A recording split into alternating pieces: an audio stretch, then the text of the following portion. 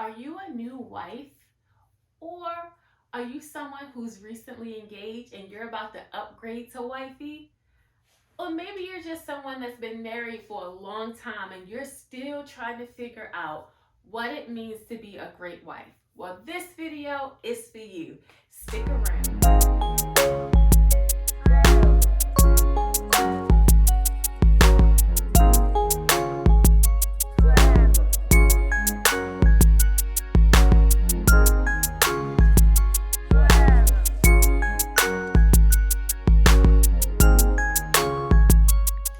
Hey everyone, I'm Gleesy, and here at Forever I Do, y'all know we like to brag. That's right, we like to build relationships according to God.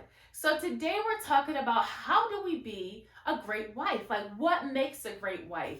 Well, I have some news for you. It's a lot of people that sometimes think that being a wife or a great wife is difficult. And I'm not saying that it's not, because it can be. But God has equipped us with everything that we need. That's right.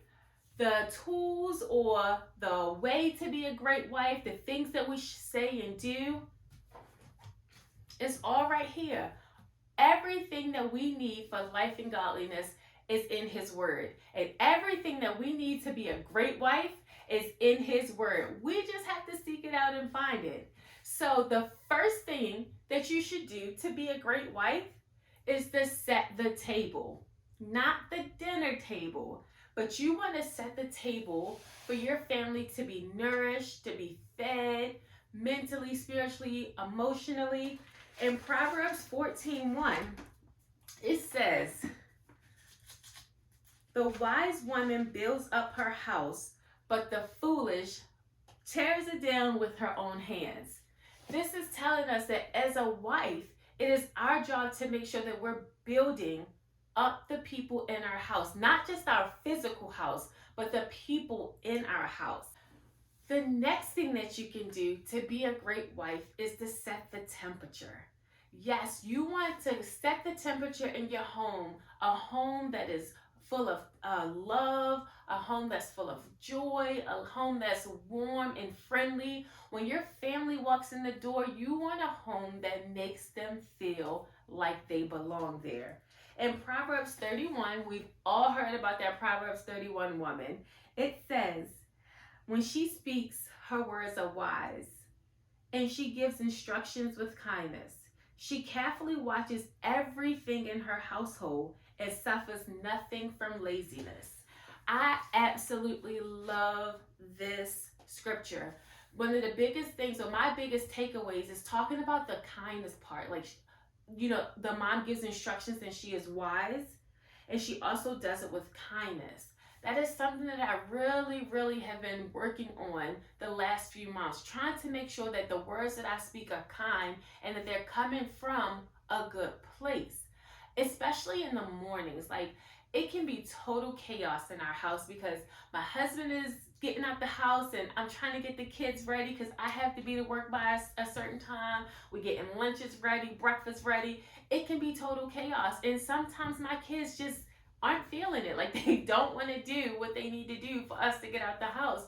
And as much as I just want to yell and scream and tell them to just do it, one thing that I'm trying to work on is my kindness.